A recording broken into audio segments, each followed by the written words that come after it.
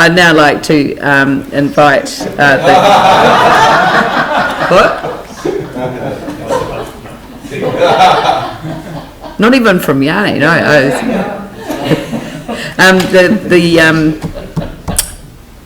This is the first meeting where the community boards are now reporting on a monthly basis, a complete report in relation to activities, not only in relation to the board's activities, but also the awards or their areas' activities. And I think it's a much better process.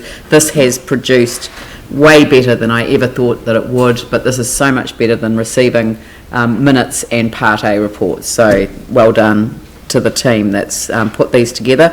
So I'd like to invite Kim Money and the Deputy Chair. I have said to people that the Chair and the Deputy Chair are welcome to come to the table and present on the report, and anyone else from your board who's in the room can sit around there, but I'm really just inviting the chairs and the deputy chairs to participate in the meeting. The new board advisors here, Mayor, Joe Wells. Yeah, and actually the board advisors are welcome to come to the table as well. Yeah, no, that would be lovely. We'll get to know them. Yeah, okay. So Coastal-Burwood Community Board. Items 5.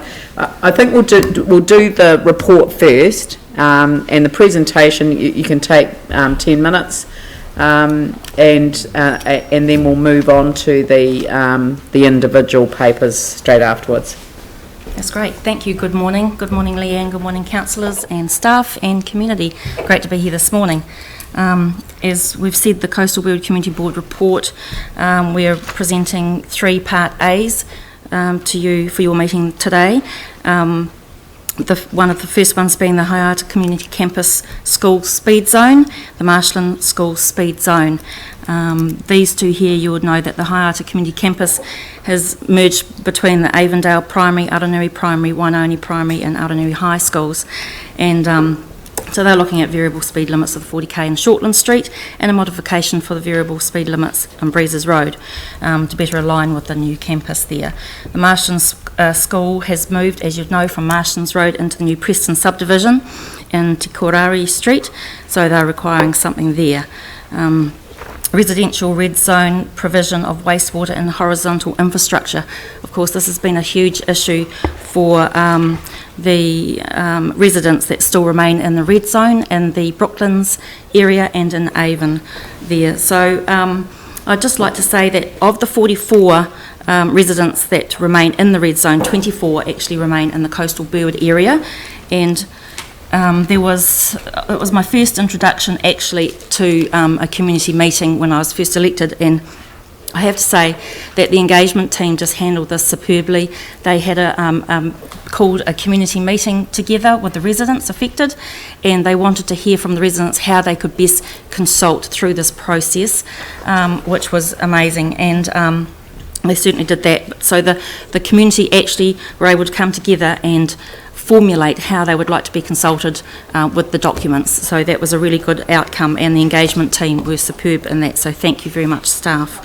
That was very much appreciated. So we would like to put forward that the pressure wastewater system is what we have supported the council, the staff and their recommendations there.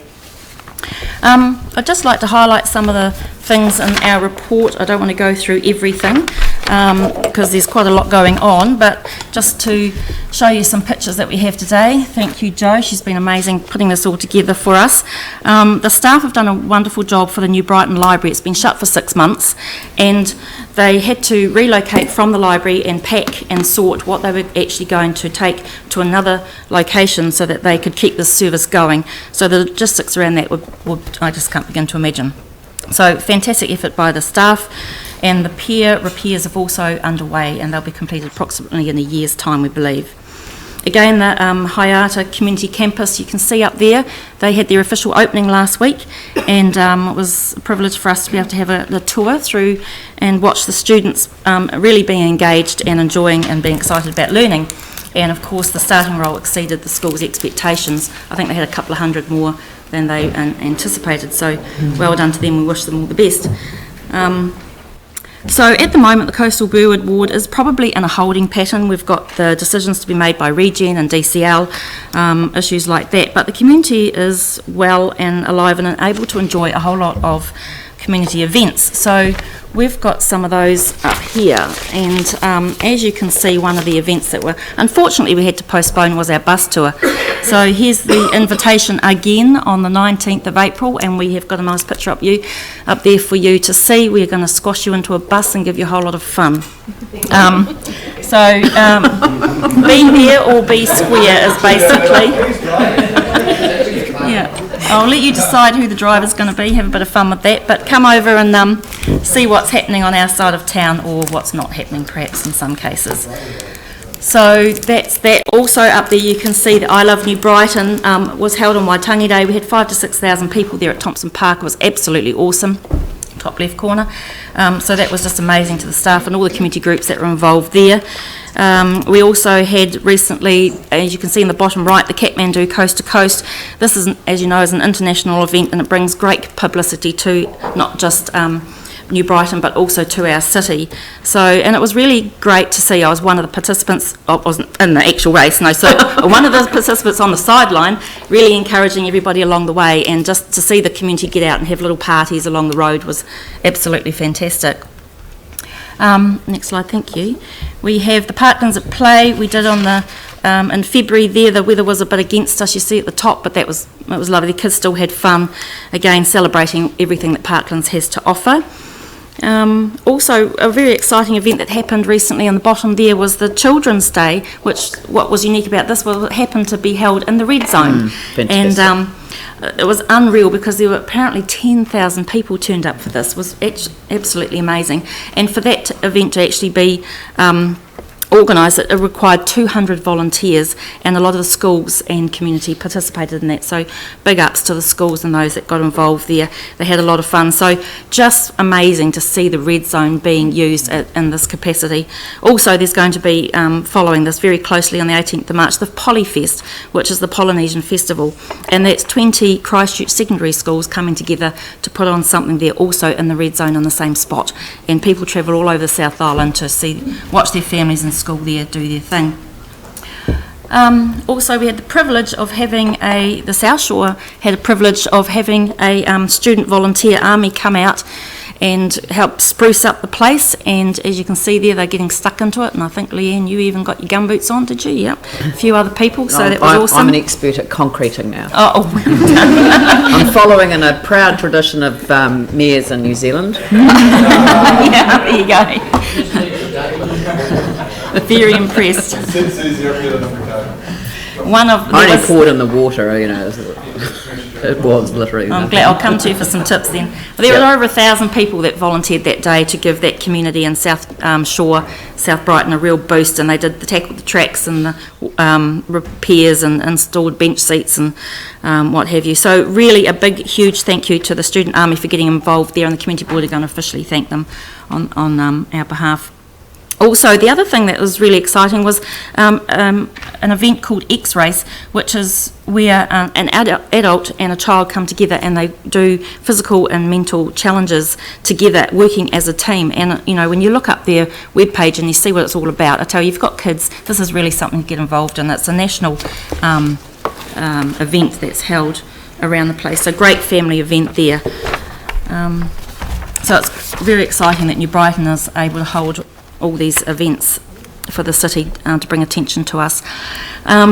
So some of the issues that we're facing at the moment, as was being mentioned this morning, is the levels of service, but we're working with the board on this, and the staff are being amazing. And as you can see up the top there, one of the first things that's been implemented, we have a 3-month trial for the smart bins. So one of those is a recycle bin and the other one is for waste. So we're really excited to see how that's going down there at the whale pool after 3 months, and hopefully it can be extended to other areas of the city very shortly.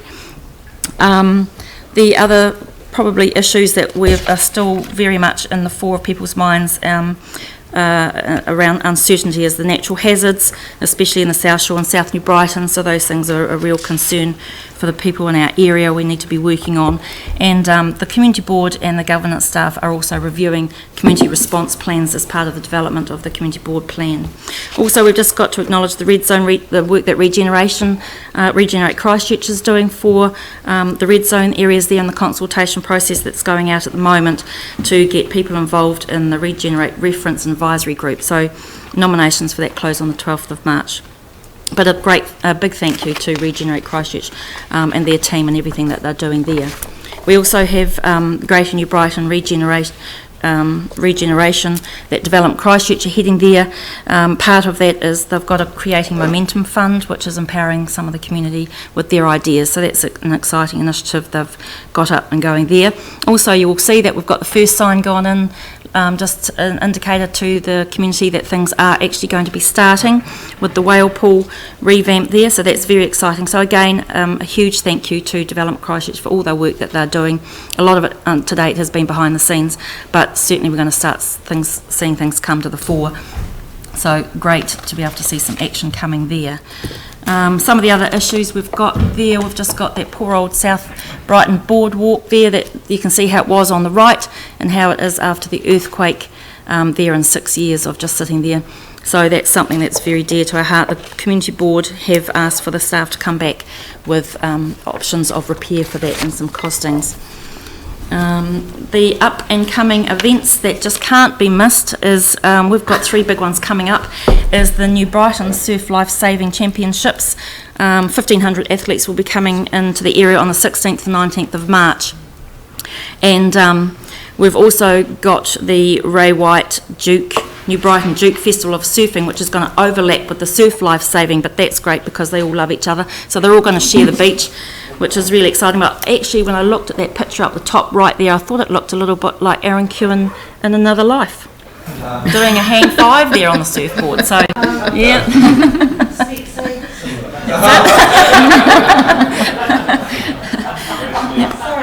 So that's me bottom right. My apologies there. Yeah, that's right. Okay. You've got to be dreaming. So the Duke Festival, we'll just say it's going over a 9-day period. I've got a poster here. It's a massive event. It's so professionally been organised. It's 4-day surf competition, outdoor surfing movie night, one for the kids, one for the adults. You don't have to be a surfer to enjoy this whole thing.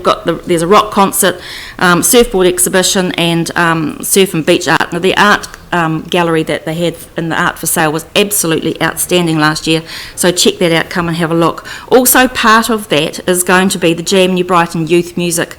They get youth on the stage. It's the opportunity for them in a non-competitive way to get used to a stage and to show their talent, and this is just amazing. So if you've got children and your community's got children where they want to they love music, get them down there to see what can be done. They'll be encouraged and inspired.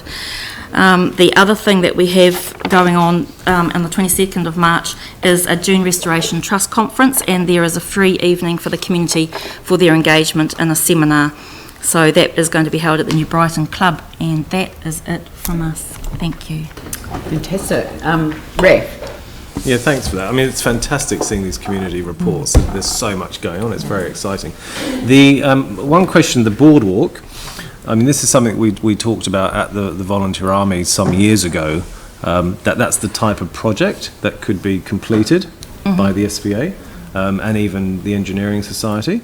So in terms of labour and even potentially design, that could save a huge amount of money, and it's something that's fairly low impact in terms of health and safety issues. So that's something that I would, if I was you, I'd start talking to the university about that now, because you could have 1,000, 1,500 people out there building that thing very quickly. That's exactly what the board have asked to come back to look at a variety of options that include community and other groups actually doing it. I mean, the cost that came back from estimation was $900,000, which is about $40,000 a metre. That's ridiculous. And we have an insurance budget of $300,000, so... But actually, it fits. It actually helps them as well, because it can be a project they can do. I mean, there's a lot of education to come out of that. Well, they did the entire circuit for the South Shore Spit last Saturday, and they did all of the weeding as well. So they got rid of all of the noxious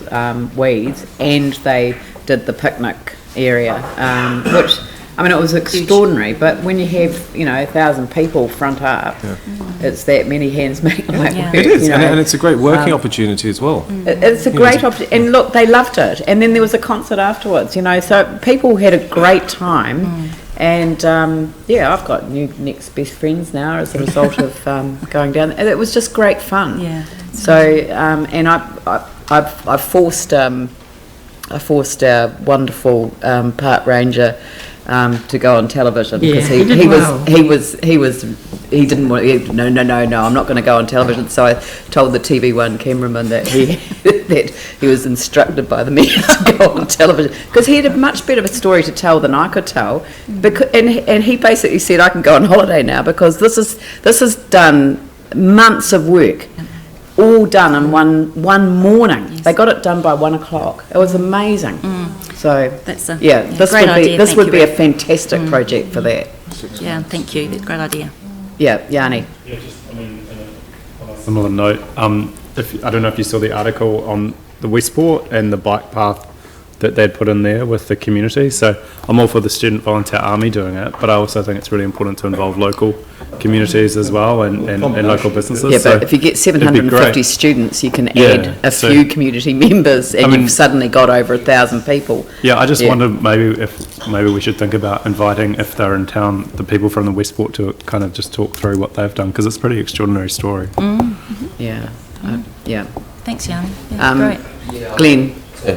Mentioned Mike there, but it's more, there's 300,000 in the budget, so I think we can build it to budget with a lot of good pro bono. But just wanted to acknowledge Mike Burke here, because we, last time I saw Mike, I think, was that fairly direct meeting that we had at Brooklands over the pressure wastewater system, and it really is quite a turnaround from other experiences that we've had over that system, and I think a lot of it began with that meeting which you attended, Kim, you first, where I think we had to work really hard and dig pretty deep, but we found a way to ensure that the community had kind of first dibs at how we actually went about the communication, and that's hard work, and people have to really try and rise above things, but it was a pretty full-on meeting, but I think we got there. Yeah, definitely. Dion, then Phil. Awesome report. Love seeing what's going on out there. Actually, it is really good. But you did touch on something that I just want to understand from maybe what the board are doing around what you said with South Shore and South New Brighton area with the flooding and some of the work that's going on there.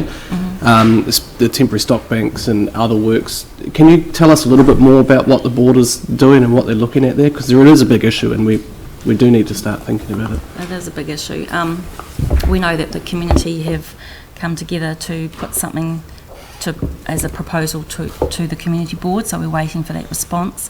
There's a great concern there, these issues.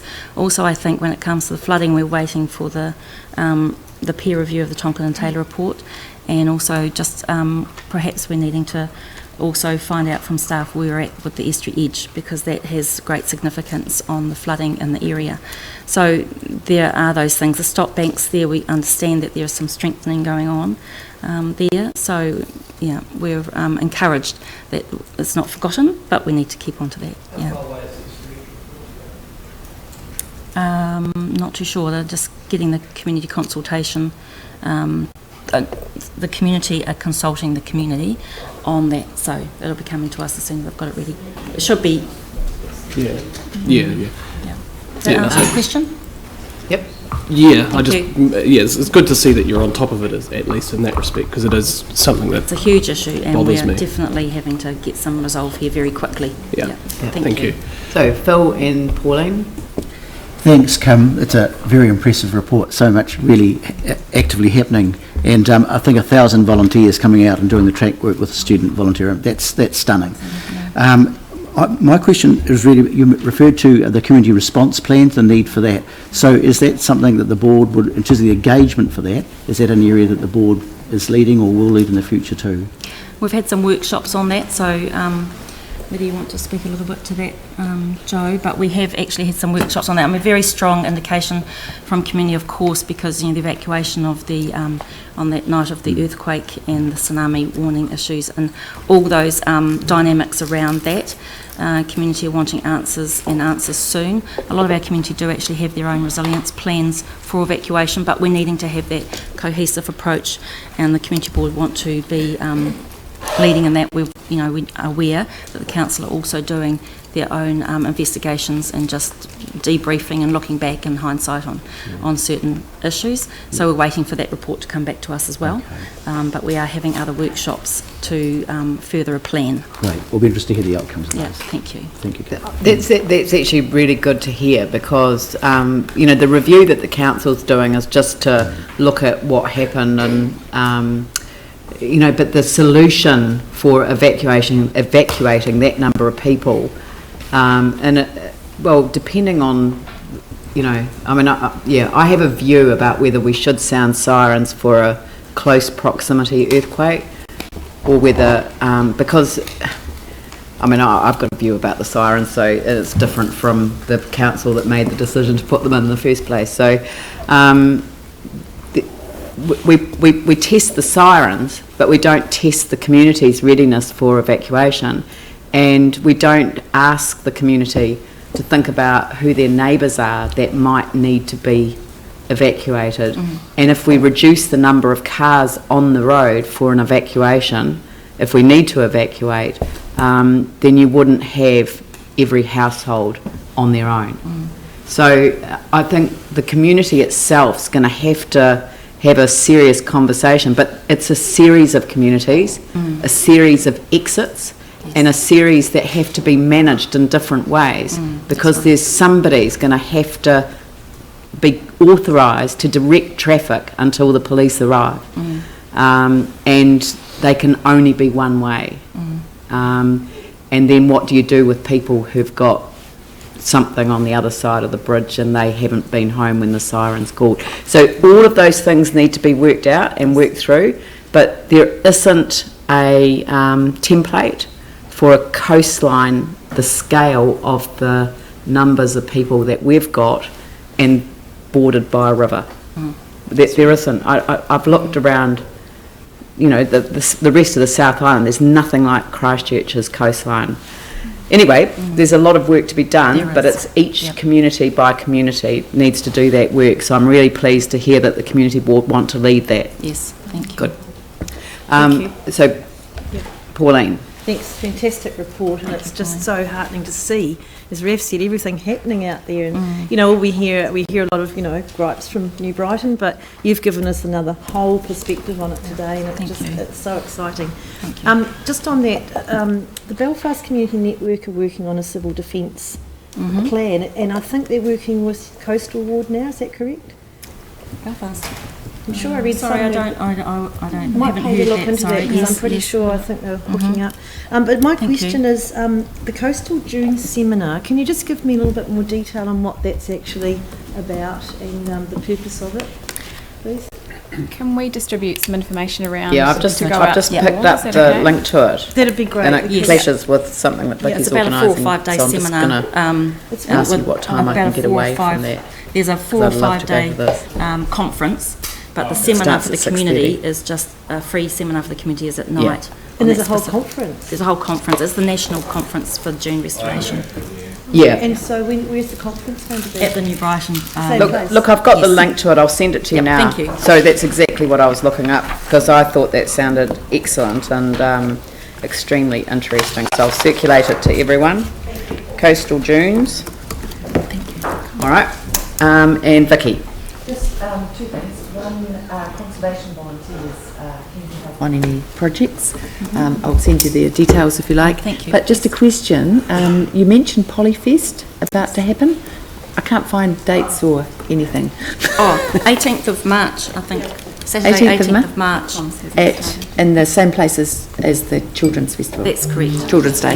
Awesome. Thanks, Kim. Yeah, thank you. Because I'll just say about Children's Day, I think, because there was a bit of stuff in the media around whether we should be using, you know, Hagley Park versus the red zone, because I've been of the view, as others have been, that the red zone needs to be opened up to the people. Christchurch, they need to re-engage with it, and holding events there is an exceptionally good idea. I thought it was the best venue for Children's Day ever.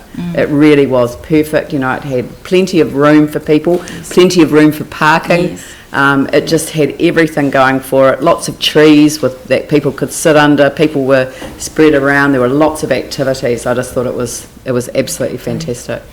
Brian Fairburn, who maintains that, is thrilled with the way it was left. Well, so they did an extra special job, and actually I paid tribute to them in my speech, because I said, you know, that the people that have been caring for the area actually put in an extra effort beforehand, and I think that really encouraged people to make an extra effort in he wants leaving more it. green bins, hint, hint, but I can't seem to make headway anyway. I'll just slip that one in. Making a note there, somebody? Yes, Dave's taken it on. He's making a great job. He's making a great job, and it's community-led. Yeah, it's great. All right, well, look, thank you very much. Thank you very much. And I guess that Glenn and Dave would like to move and second the report. Yeah, we're going to get to them. I said we'd do them immediately afterwards. Yep. They're separate papers. Yep. So I'll put that motion. All those in favour say aye. Those opposed say no. That's carried.